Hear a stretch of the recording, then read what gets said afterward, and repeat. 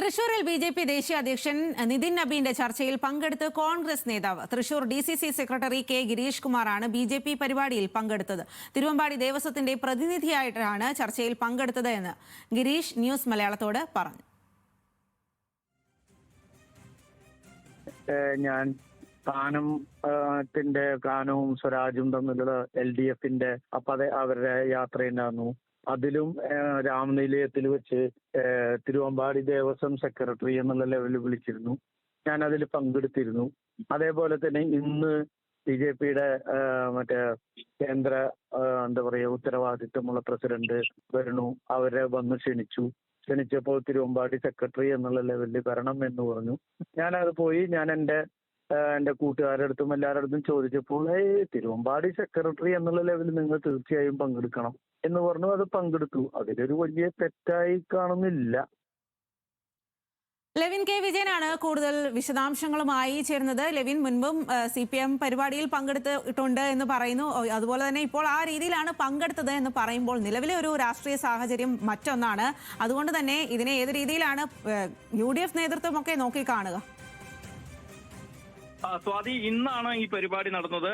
ഇന്ന് രാവിലെ 10:30 പരിപാടി നടന്ന് 1 മണിയോടുകൂടി സമാപിക്കുകയും ചെയ്തു. പക്ഷേ കോൺഗ്രസിന്റെ ഔദ്യോഗിക നേതാക്കളാരും ഇത്തരത്തിൽ ഇദ്ദേഹം ഗിരീഷ് കുമാർ ഈ പരിപാടിയിൽ പങ്കെടുത്തതിനെ കുറിച്ച് അറിഞ്ഞിട്ടില്ല ആ സമയങ്ങളിൽ. ഇപ്പോൾ ഈ വിഷയം അറിഞ്ഞു വരുന്നതേ ഉള്ളൂ. ഇതിനോടകം തന്നെ കോൺഗ്രസിനുള്ളിൽ നിന്നും പ്രവർത്തകർക്കുള്ളിൽ നിന്നും ഇക്കാര്യത്തിൽ ഒരു അമർഷം ഉണ്ടായിട്ടുണ്ട്. ഗിരീഷ് കുമാർ എന്ന് പറയുന്നത് DCCയുടെ ജനറൽ സെക്രട്ടറിയാണ്. മുൻപ് തൃശൂർ കോർപ്പറേഷനിലെ ജനപ്രതിനിധിയായിരുന്ന ആളാണ്. അതോടൊപ്പം തന്നെ ബ്ലോക്ക് തലം മുതൽ പ്രാദേശിക തലം മുതൽ കോൺഗ്രസിന് വേണ്ടി പ്രവർത്തിച്ച് നേതാവായ ആളാണ്. അതോടൊപ്പം കഴിഞ്ഞ ഈ തദ്ദേശ തെരഞ്ഞെടുപ്പിൽ മത്സരിച്ച് കോൺഗ്രസിന് വേണ്ടി ഒറ്റ വോട്ടിന്റെ മാത്രം ടോസിലൂടെ മാത്രം പരാജയപ്പെട്ട ഉത്തരവാദിത്തമുള്ള നേതാവാണ്. അദ്ദേഹത്തിന്റെ ഭാഗത്തു നിന്നും ഇത്തരത്തിൽ ആ ഒരു സമീപനം ഉണ്ടായത് ശരിയായില്ല എന്നുള്ളതാണ് വിമർശനമായി ഉയർന്നു വരുന്നത്. ഇന്ന് നിതിൻ നബീൽ ദേശീയ അധ്യക്ഷൻ തന്നെ പങ്കെടുത്ത പരിപാടിയിൽ പകരം പ്രതിനിധിയെ അയക്കാമായിരുന്നു. തിരുവമ്പാടി ദേവസ്വം എന്നാണെങ്കിൽ പോലും അതിന്റെ പേരിലാണ് പങ്കെടുത്തതെങ്കിൽ പോലും പകരം പ്രതിനിധിയെ അയക്കാമായിരുന്നിട്ടും അദ്ദേഹം അതിന് തുനിഞ്ഞില്ല എന്നുള്ളത് ചൊല്ലിയാണ് ഇപ്പോൾ കോൺഗ്രസിനുള്ളിൽ തന്നെ നേരിയ തോതിൽ വിമർശനം ഉയർന്നു വന്നിരിക്കുന്നത്. എന്നാൽ ഗിരീഷ് കുമാറുമായി നമ്മൾ സംസാരിക്കുമ്പോൾ അദ്ദേഹത്തിന് പറയാൻ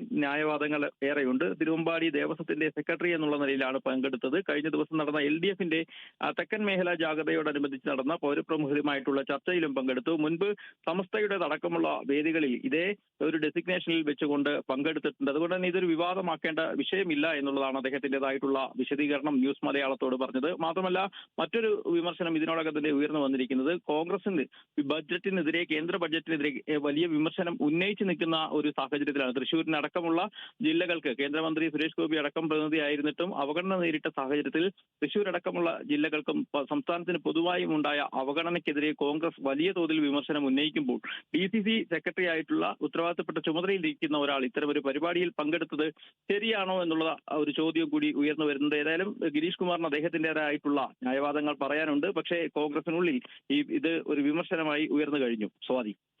ശരി ലെവിൻ.